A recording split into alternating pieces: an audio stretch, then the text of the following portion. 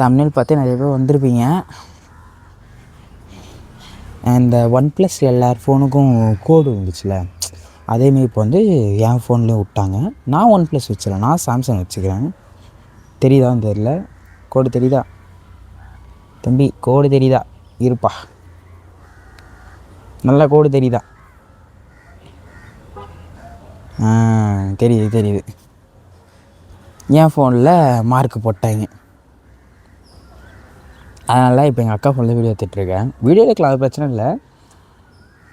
Night இந்த phone வந்து சாம்சங்கில் S23 அந்த மாடல், ஒன் ஆஃப் த கோட்டஸ்ட்டு.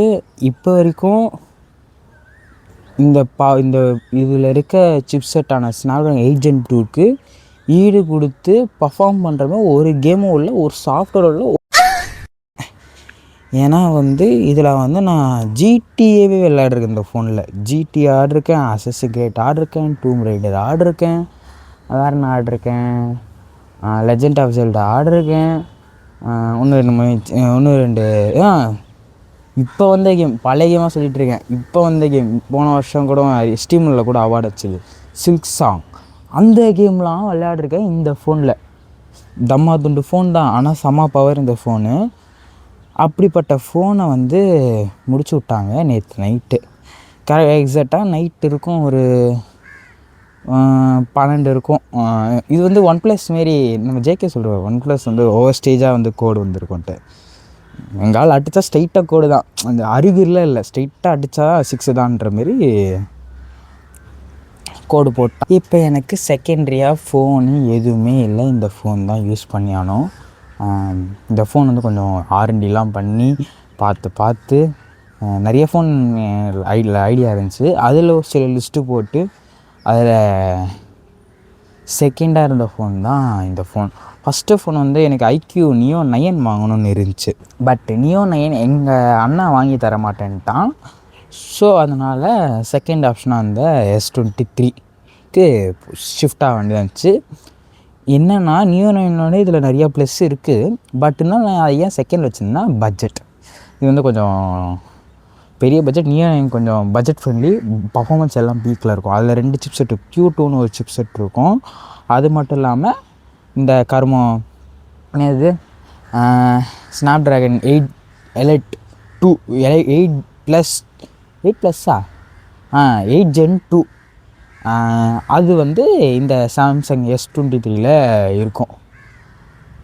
அந்த அளவுக்கு பர்ஃபார்மன்ஸான ஃபோனு. இதில் வந்து இன்னும் சூப்பர் மேட்ரு இருக்குது. இதில் 8K ரெக்கார்டிங் பண்ண முடியும். HDR10+ சப்போர்ட் இருக்குது. 8K 30 ஃப்ரேம்ஸில் எடுக்கலாம். அந்தளவுக்கு பர்ஃபார்மன்ஸான, அந்தளவுக்கு கேப்பபிலிட்டி இருக்கிற ஃபோன்.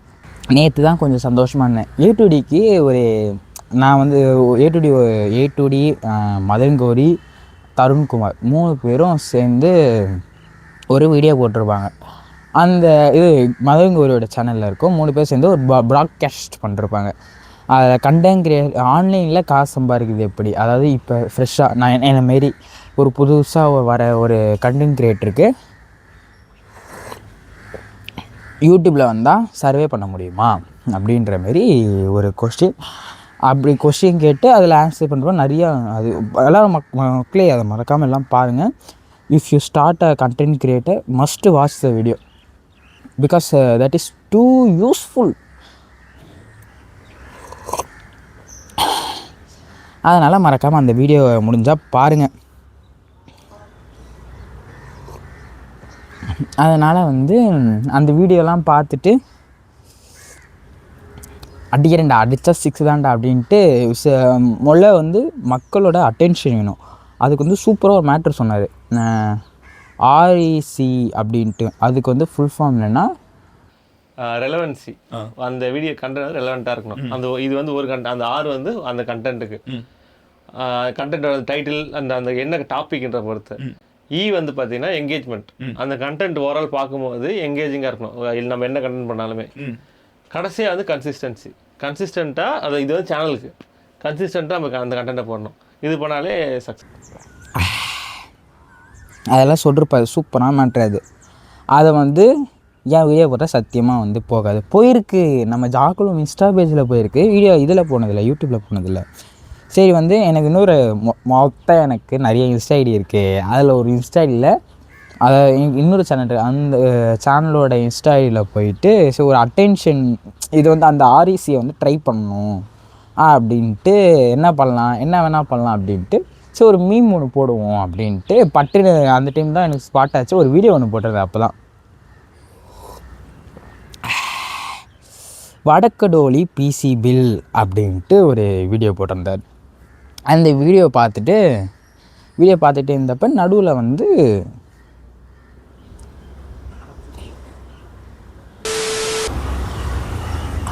சைட்லேருந்து ஒருத்தர் எட்டி பார்க்குறாருப்பா. ப்ரோ சூத்தை மூடிட்டு போனால் உட்காருங்க ப்ரோ, நான் 1008 டென்ஷனில் இருக்கேன் ப்ரோ, ப்ளீஸ் ப்ரோ, தப்பாக எடுத்துக்காதீங்க. அந்த வடக்குடோலி வீடியோவில் வந்து 2 பேர் சேர்ந்து பிசிலாம் பில்ட் பண்ணிருப்பாங்க. சரி ஓகே, ரேம் போடுமா? அப்போதுக்கு நீ வந்துருக்க, இன்னும் கேம் விளையாட விட மாட்டேன் அப்படின்னு சொல்லி ஒரு சின்ன ஃபன்னியாக பேசியிருப்பாங்க. எனக்கு அதை பார்த்தோன்னே எனக்கு ஸ்பாட் ஆனது வந்து நம்ம நந்தகுமாரும் விஜயராகவனாவும் சேர்ந்து ஒரு வீடியோ போட்டிருப்பாங்க பிசி பில். அவங்களோட 4090 1590 சம்திங் அந்த பிசி பில் வந்து வீடியோ வந்து அதில் பட்டன் சஜஷன் ஆச்சு. காப்பி பேசலாம் வேகமாகுமா? எங்களுக்கு அவ்வளோதான் வேணும் கொழுப்பு. சரி ஓகே, இதை ஸ்டோரி போடலாம் அப்படின்ட்டு ஸ்டோரி போட்டு அப்புறம் யோசிச்சேன், இதையே நம்ம ஸ்டோரி போடுறோம். நம்ம ஸ்டோரினா இப்போ நம்ம ஃபாலோ பண்ணுற 4 பேர் தான் தெரியும் அப்படின்ட்டு சரி பப்ளிக்காக போடுவோம், எதில் போடலாம் அப்படின்னு யோசிச்சப்போ சரி இந்த ஐடியில் போட்டு விடுவோம், என்ன பண்ணால் தான் அதை பார்த்துப்போம் அப்படின்ட்டு எவ்வளோ ரிஸ்க்காக தான் பார்த்துக்கலாம் அப்படின்ட்டு போட்டுட்டேன். சூத்த மூடிட்டு இருக்க மாட்டேன். அப்புறம் 10,000 அப்படின்னு வந்துச்சு. 10,000 பார்த்தா 10,000 வியூஸ் ப்ளஸ் அப்படி காமிக்குது. உள்ளே போனால் 33K கிட்ட வியூஸ் போயிருக்கு. இதுக்கே அப்படின்ட்டு ஷாக்கு. சரி அப்பயும் நல்ல டோபமைன் கிடச்சிது, நல்ல டோபமைன் ஹீட்டு கிடச்சிதா, முடிச்சுட்டு ஐடியாவுக்கு வந்தேன். சரி ஓகே அப்படின்ட்டு இதை பற்றி பேசலாம். அதான் இன்றைக்கினா காலாதான் இன்றைக்கி இப்போ போச்சு நைட்டு 3:30 அந்த டைம்லாம் பேசலாம் அப்படின்ட்டு பிளான் பண்ணிட்டேன். நைட்டு வந்து இன்னைக்கு காலைல பார்க்க 6 லட்சம் கிட்டே போயிடுச்சு. நந்தகுமார் ப்ரோ மெசேஜ் பண்ணியிருந்தார். அப்புறம் பிரபு ப்ரோ அவரும் வந்து கமெண்ட் வச்சுருந்தார்.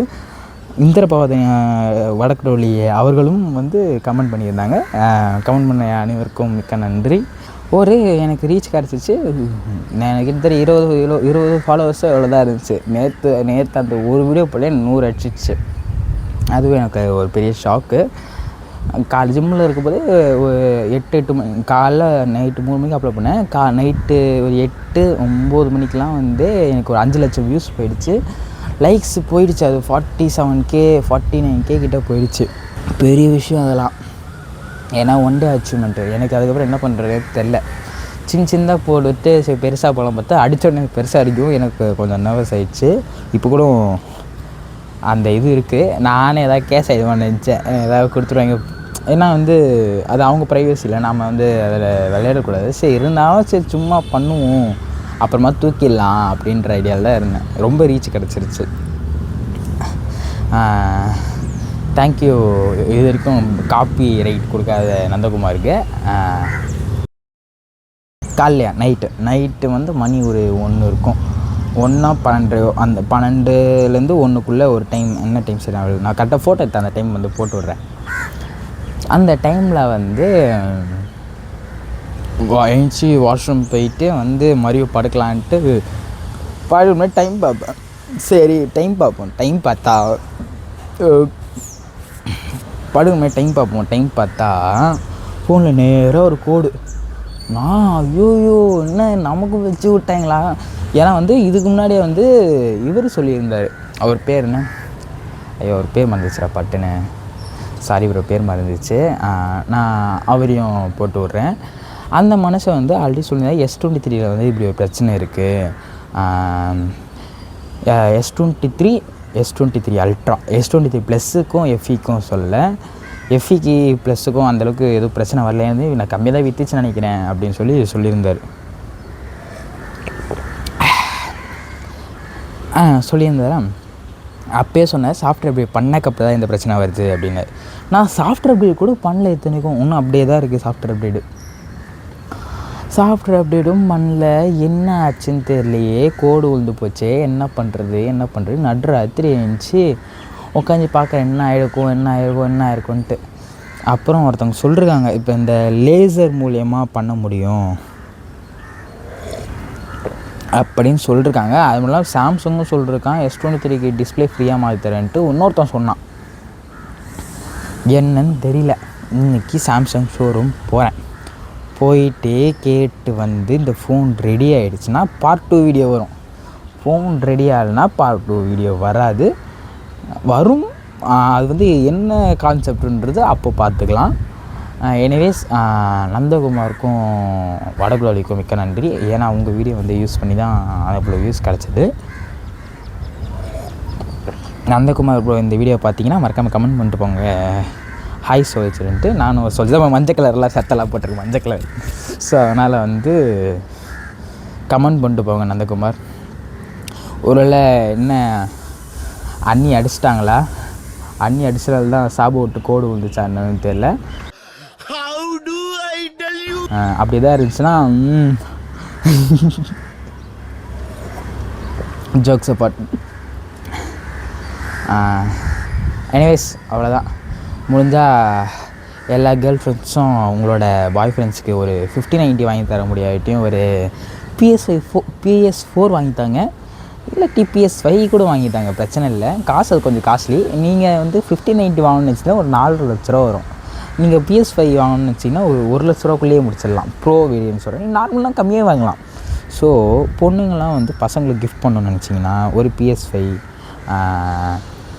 இல்லாட்டி ஒரு 5090. அந்தளவுக்கு உங்கள்கிட்ட வெல்த் இருந்துச்சுன்னா ஓகே. வெல்த் இல்லாத வச்சுட்டு ஒரு பிரச்சனையும் இல்லை. அவனுக்கு ஒரு 100 ரூபாய்க்கு பொம்மை கார் வாங்கி கொடுத்தா கூட ஜாலியாக இருப்பான். பெறுகிறேன் உங்கள் சாக்குலமன்.